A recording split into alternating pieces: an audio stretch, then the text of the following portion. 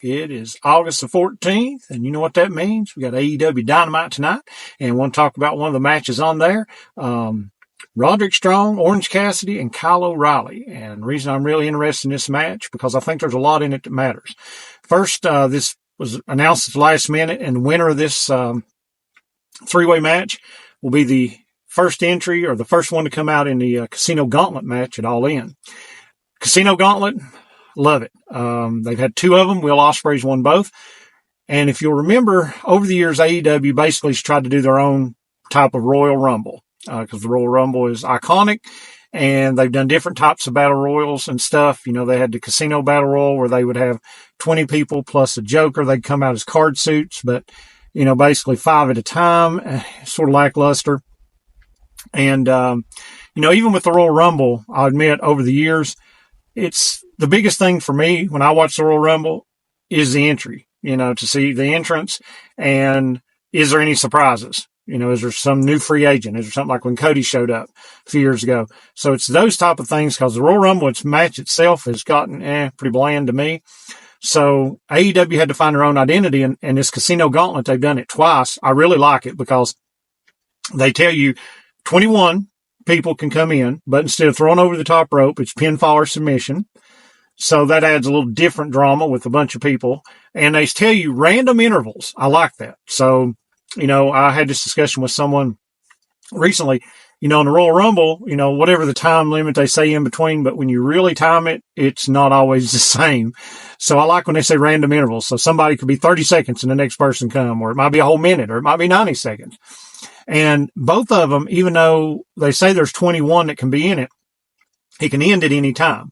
And both of them have not gotten to 21. I think the first one had 8 in it and the second one 9 before somebody got a pinfall.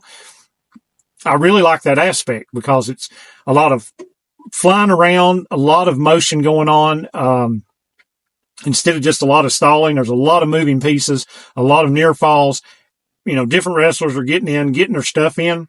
And even this last one, you know, Will Ospreay won it as he was already the international champion to get the world title shot against Swerve at Forbidden Door, and did not see that coming. So this time we've got another one. The winner gets, you know, a title shot.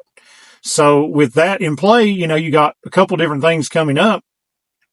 So with Swerve and Bryan Danielson at All In, is Danielson going to get the title and have one or two matches after? Is he really done? Is this going to be his final match? You know, how much of these injuries, how longer can he go? How long does he want to go? Or is he just going to put Swerve over? So then you've got, if Swerve comes out victorious, you got another pay-per-view 2 weeks later. Hangman's been after Swerve. So will Hangman be in this and win this? We've seen a lot of stuff with Hangman and Jeff Jarrett, or will they have just a normal match at All In, or will both of them be in the Casino Gauntlet? So all sorts of storyline implications there.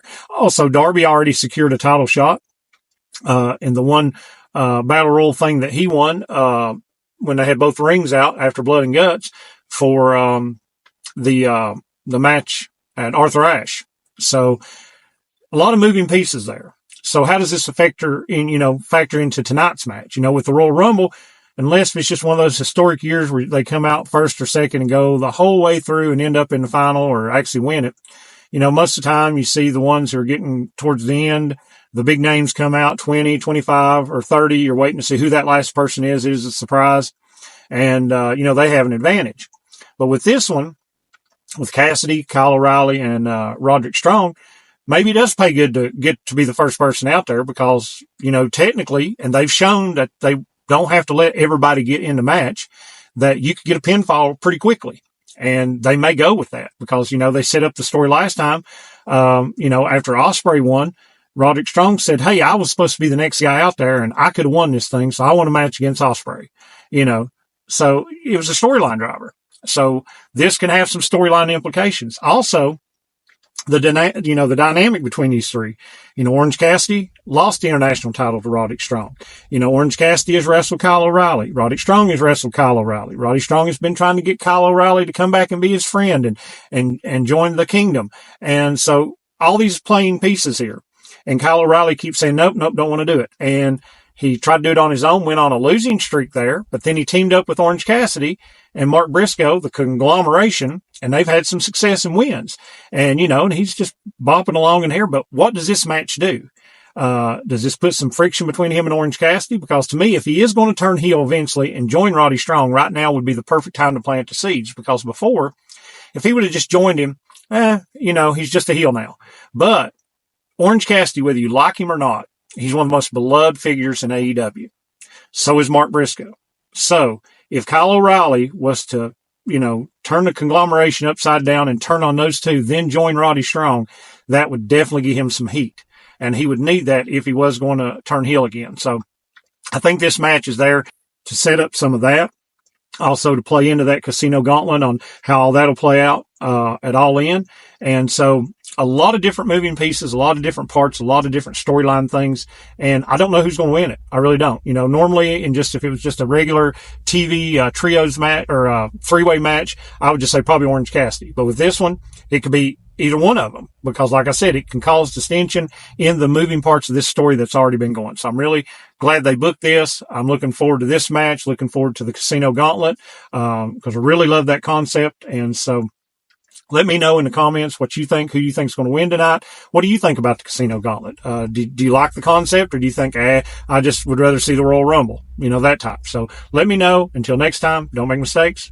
Trust has sakes.